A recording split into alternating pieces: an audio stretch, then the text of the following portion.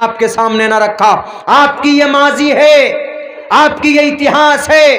جب تک یہ اتہاس نہیں پڑھو گے تو آپ کو کیسے پتا چلے گا کہ آپ کے کیسے کیسے امپیرر تھے, آپ کے کیسے کیسے قائد تھے.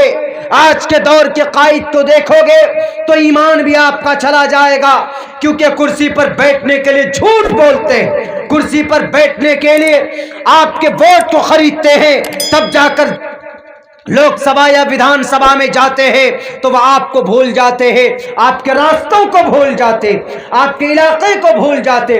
میں آیا ہوں قصبہ سے لے کر یہاں تک, دیکھیے راستے کی کیا درگتی ہوئی. ہمارا ڈرائیور اس سے گاڑی نہیں چل رہا تھا تو ہم نے کہا کہ سائیڈ ہو جائیے, میں گاڑی چلاتا ہوں. اتنے بڑے بڑے گڈھے کن لوگوں کی وجہ سے؟ کیا یہ لوگ نہیں کام کرا سکتے جن کو آپ چن کر اقتدار میں بھیجتے ہیں, کرسیوں پر بھیجتے ہیں؟ ایک سگنیچر پہ کام ہو سکتا ہے لیکن ہوگا نہیں, کاغذوں میں ہو جاتا ہے اور ریئل زندگی کے اندر میں جناب زیرو ہے.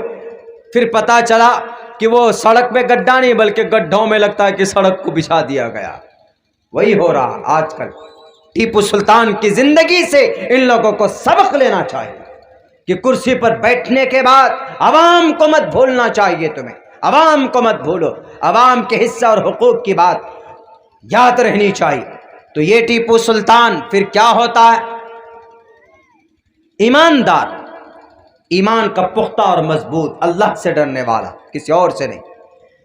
انگریز چاروں طرف سے قبضہ کرتے ہوئے چلے آئے. ایک جگہ میسور, اور میسور پتہ ہے اس وقت کا سپر پاور تھا بھارت کا میسور. کیوں؟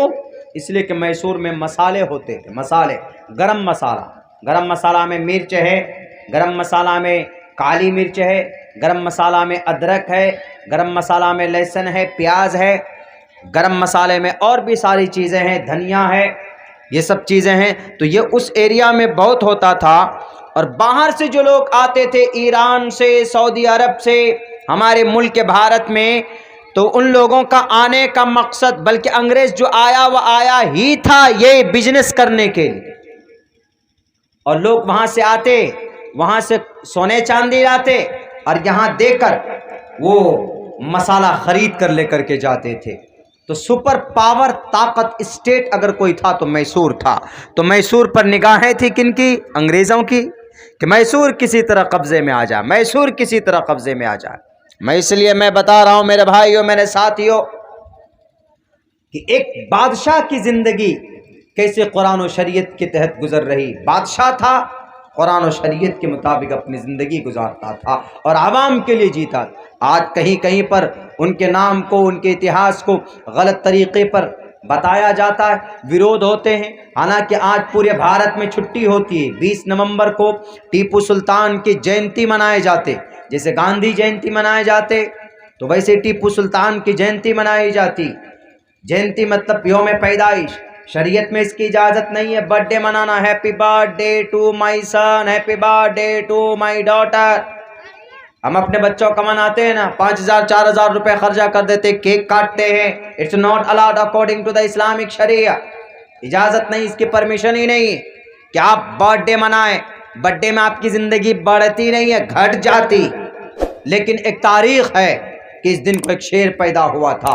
میرے بھائیوں, جب انگریز چاروں طرف سے دیکھ لیا, جب یہاں پر 1755 میں جب بنگال میں جیت کر گئے, جب یہ بکسر, اپنے بہار کا بکسر, یہاں پر جب یہاں پر یہ میدان بھی جیت لیا انگریزوں نے, بنگال میں, بہار میں, تقریباً اکثر جگہوں کے اوپر انگریز قابض ہو گئے. یہی ایک چھوٹا سا ایک ٹکڑا تھا زمین کا, ایک چھوٹا سا صوبہ, سرینگا پٹنم میسور. اس خدا داد سلطنت اس کو کہا جاتا, تو اس کو قبضے میں لانا چاہتے تھے. کبھی انگریز اپنے لوگوں کو بھیجتے تھے کہ جاؤ ٹیپو سلطان کو کہو کہ ہمارے ساتھ معاہدہ کر لیجئے, ہم آپ سے جنگ نہیں کریں گے, ہم آپ سے مقابلہ نہیں کریں گے. میرے بھائیوں, دینی جلسہ ہے, جنگ کی بات ہو رہی, جنگ کی بات اس لیے کہہ رہا ہوں چونکہ جنگ کسی بھی قوم کو عروج میں لانے کے لیے ایک ذریعہ ہوتی، صحیح طریقے پر ہو، جائز طریقے پر ہو۔ اللہ تبارک و تعالیٰ نے خود قرآن کریم میں گھوڑوں کے پیروں کی، ان کے ٹاپوں کی قسمیں کھائی، والعادیات ضبحا فالمغیرات قدحا فالمغیرات صبحا فاثرن به نقعا فوسطن به جمعا ان الانسان لربه لقنوط۔ یہ پوری 2-3 آیتوں میں گھوڑوں کی ٹاپوں کی قسم، جب گھوڑے چلتے ہیں تیزی کے ساتھ ان کی ٹاپوں سے چنگاریاں نکلتی ہے، اللہ تبارک و تعالیٰ نے وہ قسمیں کھائی۔ اس لیے میں بولتا ہوں، میں اس لیے ٹیپو سلطان کی زندگی کو شریعت کے رو سے آپ لوگوں کے بیچ رکھنے کی کوشش کر رہا ہوں۔ میری تقریر ریکارڈ ہو رہی، ٹیپو سلطان پر اور بھی جگہ میں بولا ہوں، لیکن بالتفصیل میں آج آپ لوگوں کے سامنے میں بات رکھنے کی کوشش کر رہا ہوں۔ یہی وہ ٹیپو سلطان جن کو خریدنے کے لیے انگریز نے چاروں طرف سے کوششیں کی۔ میرے بھائیوں، پھر ٹیپو سلطان کے دشمن کون بنائے گئے؟ انگریزی دشمن نہیں تھے، بلکہ اپنوں نے بھی دشمنی کی ٹیپو سلطان سے۔ اپنے کون تھے؟ دکن کا، حیدرآباد کا مہاراجا نظام وہ بھی تھا، وہ بھی انگریزوں کے ساتھ مل گیا۔ مراٹھا جو غیر مسلم تھے، مراٹھواڑہ مراٹھا سینا، وہ بھی جا کر ان سے مل گئے۔ ٹیپو سلطان پر اعتراض کیا جاتا ہے ہمارے RSS بجرنگ دل بھائیوں کے ذریعے کہ ٹیپو سلطان تو مسلمان تھا، ٹیپو سلطان تے تلواروں کے نوک پر اپنی شریعت کو، قرآن کو پڑھواتا تھا۔ نہیں میرے بھائیوں، ٹیپو سلطان تو وہ تھا کہ جب مراٹھا سینا پہنچی تھی ٹیپو سلطان کے علاقے میں مقابلے کے لیے، جب وہ سینا ہار جاتے، ٹیپو سلطان جیت جاتے ہیں، دھول وہ اپنی ناک رگڑ کر ان کو نکالا جاتا ہے، تو نکلتے نکلتے شہر میسور کے ایک مندر کو توڑ دیا جاتا ہے۔ کون توڑتا ہے مندر؟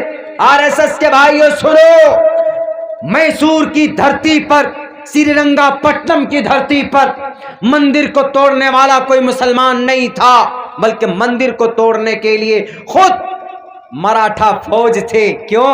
ٹیپو سلطان سے تو ہار گئے، نقصان پہنچانے کا یہی طریقہ، دنگا پھیلانے کے لیے۔ جیسے آج کل کی ڈیٹ میں برقع پہن لیتے ہیں، کون؟ بجرنگ دل والے، تھیلی میں گوشت رکھ لیتے، چلے جاتے کہاں؟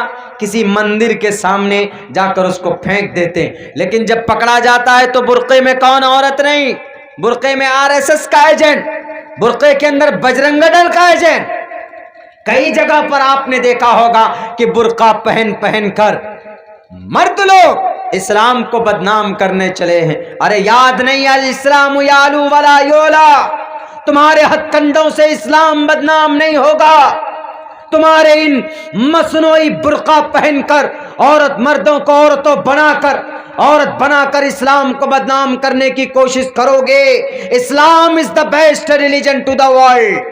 اسلام کسی کے باپ کا نہیں ہے، اسلام کسی نبی کا نہیں ہے، اسلام کسی نیتا کا لایا ہوا دین نہیں ہے۔ اسلام دین ہے اللہ کا، اور مسلمان نام ہے اللہ کے طرف سے متعین کیا ہوا، انی انا المسلمین ہوا سماکم المسلمین۔ کوئی مائے کا لال اس دھرم کو بدل نہیں سکتا ہے۔ وقتی طور پر تم کمزور کرنے کی کوشش کرو گے، بدنام کرو گے، لیکن اللہ اس دین کی شریعت کی حفاظت کرتا۔ تو ٹیپو سلطان کے اس علاقے میں مندر کو توڑ دیا۔ ٹیپو سلطان کو پتا چلا، کھڑے ہو گئے مندر کے سامنے اور آ کر کہا کہ جلدی بناؤ اس مندر کو۔ پورے مندر کی تعمیر کی گئی۔ میرے بھائیوں بتائیے، پورے مندر کی تعمیر کی انہوں نے۔ ہندو بھائیوں کے مندر ہیں، تعمیر کون کر رہے ہیں؟ ٹیپو سلطان، جو نماز پڑھتے، قرآن پڑھتے، جو اللہ والے، جو رسول والے، جو شریعت والے، جو حدیث والے، وہ۔ لیکن چونکہ راجا ہے، وہ صرف مسلمانوں کے راجا نہیں تھے، بلکہ میسور کے اندر جتنے بھی لوگ تھے سب کے راجا تھے، ہندو، مسلمان، کرسچن، جین، فرانسیسی، عربی، جتنے بھی لوگ تھے سب کے راجا۔ اس کے بعد پھر ہوتا کیا؟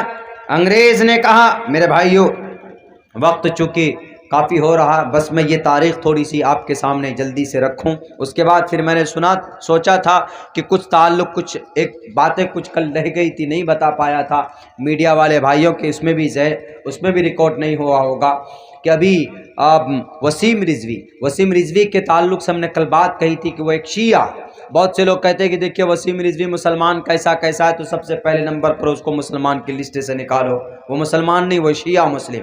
اور شیعہ کے مطلب جو دیوانے ہوتے ہیں حضرت علی کے، اور جن کو علی کو بہت سے شیعہ تو علی کو کیا کہتے ہیں؟ وہ اللہ تھے، وہ العلی العظیم.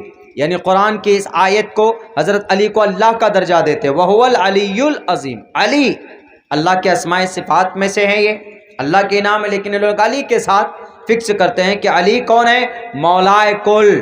ان کا عقیدہ قد زنت عائشہ، حضرت عائشہ پر تہمت.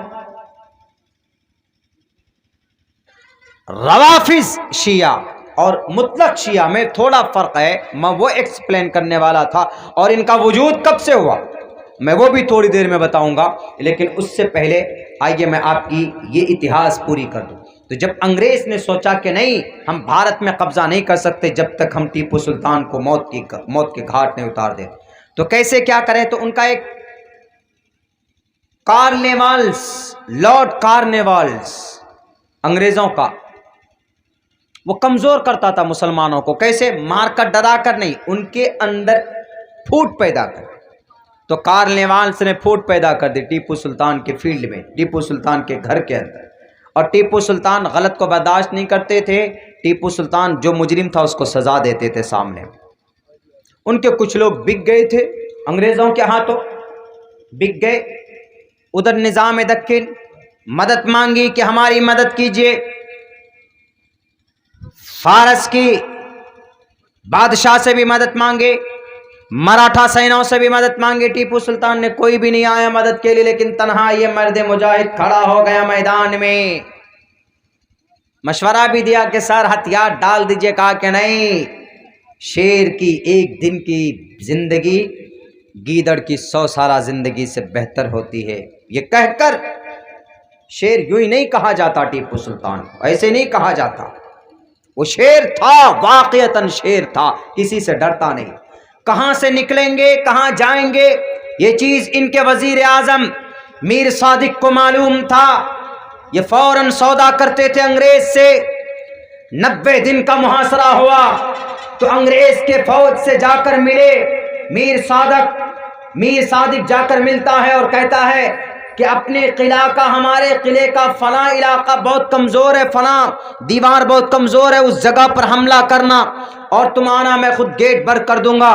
جب کھانے کے لیے بیٹھے کچھ دنوں کے بعد، جب انگریزوں نے پورا محاصرہ کر لیا، گھیر لیا سختی کے ساتھ، اور اندر سے یہ جاسوس اپنے دشمن بن گئے، تو انہوں نے انگریز سے مل کر کہا کہ اس ایریا پر حملہ کرنا، اندر گھسنا.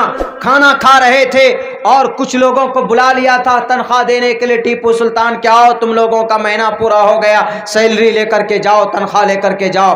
کچھ لوگ ان کے پاس آ گئے. اتنے میں خبر آئی کہ سر آپ کے قلعے کے اندر دشمن گھس چکا ہے.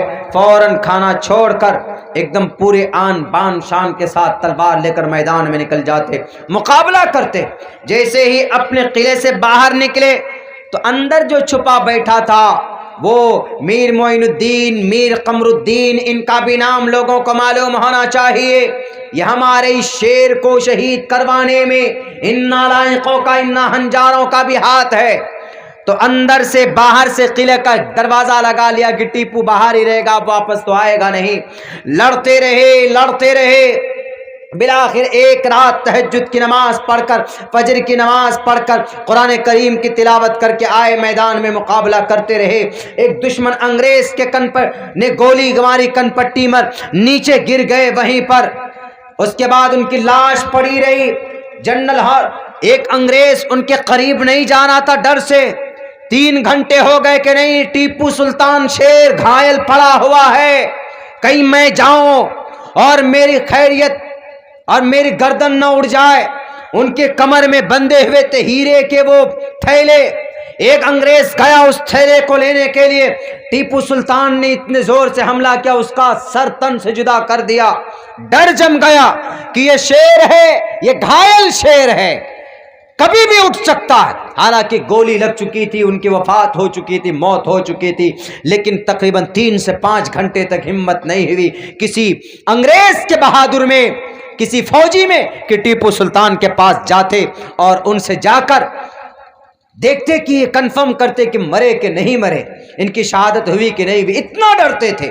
جب دیکھا ہلا کر کہ نہیں بالکل اب حرکت نہیں ہے، تب ان کی باڈی پر ایسے دونوں پیر رکھ کر ہاتھ میں بندوق لے کر تب کہا تھا جنرل ہارس نے کہ ہم آج سے اس دیش کے اوپر ہم ہی ہیں، کوئی اور نہیں۔ ہم نے اس دیش کا سب سے بڑا شیر جو تھا ہم نے اس کو شہید کر دیا۔ تب جا کر اس دیش میں انگریز مکمل طور پر قابض ہوئے۔ ٹیپو سلطان کے رہتے ہمت نہیں تھی کسی مائے کے لال کی، کسی بزدل انگریز کی کہ وہ اس دیش کے اوپر قابض ہوتا۔ کب؟ 1799 کو۔ پھر 1857 تک جنگیں ہوئی، 50 سال 65 سال تک۔ اس کے بعد پھر مکمل طور پر انگریزوں کے قبضے میں چلا گیا۔ پھر 1900 سال 150 سال کی ایک محنت مشقت علماء کرام کی رہی، پوری ایک تاریخ ہے، ایک اتہاس ہے۔ تب جا کر 1947 15 اگست کو یہ دیش آزاد ہوا۔ ان 150 سالوں میں 65,000 علماء کرام نے خون کی قربانی دے کر تب اس دیش کو آزاد کرایا۔ آزادی کے موقع پر بات ہوگی کبھی، لیکن ابھی تو ٹیپو سلطان کا یہ 20 نومبر کو یہ پیدا ہوئے تھے۔ اس شیر، اس مجاہد کا ہم لوگ تذکرہ تک نہیں جانتے، ان کے اتہاس نہیں جانتے، تو اس لیے میں نے آپ لوگوں کو بتایا تاکہ یوٹیوب کے مادھیم سے کسی اور کو بھی سننے کا موقع ملے۔ مختصراً اور ایک بات کہتا ہوں میرے جوانوں، میں نے آپ لوگوں کو سنایا ہے تاکہ آپ کے دل و دماغ میں صرف وہ پوری دنیا کے وہ جتنے بھی